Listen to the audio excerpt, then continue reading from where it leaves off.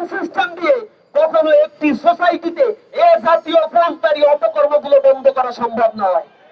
আমরা দেখেছি ইসলামিক যে দেশগুলো রয়েছে, মুসলিম কান্ট্রি গুলো, আপনারা লক্ষ্য করবেন ধর্ষণের পরিমাণ নেগেটিভে রয়েছে, জিরো। সেখানে ধর্ষণের কেস খুবই রেয়ার। কিন্তু পশ্চিমা যে কালচার, যে সংস্কৃতি রয়েছে, অথবা আমাদের মতো এই প্রাচ্যের কালচারের এই দেশগুলোতে ধর্ষণের ঊর্ধ্বমুখী অবস্থান আপনারা দেখতে পাবেন।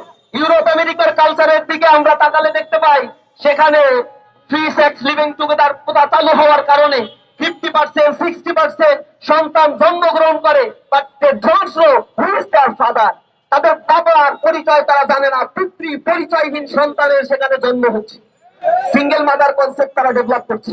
এই প্রত্যাশা, এই বিদেশি সংস্কৃতি আমাদের এই প্রাচ্যে ধার করে নিয়ে এসে এ দেশের সাংস্কৃতিক ব্যবস্থাকে করাপ্টেড এবং কালচারাল ব্যবস্থাকে ধ্বংস করার জন্য একটি সম্প্রদায় উঠে পড়ে লেগেছে।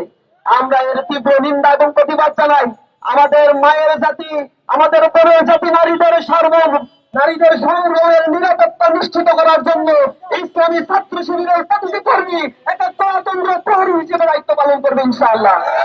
ইসলামী ছাত্র শিবির এ জাতীয় কোন অপকর্মের সাথে জড়িত হয় না, বরং এর তীব্র প্রতিবাদ আমরা জানাই সর্বদা। আমরা আজকে যারা এখানে উপস্থিত হয়েছেন তাদেরকে আন্তরিকভাবে ধন্যবাদ এবং কৃতজ্ঞতা জানাচ্ছি। সাংবাদিক বন্ধুদেরকে অসংখ্য ধন্যবাদ জানাচ্ছি।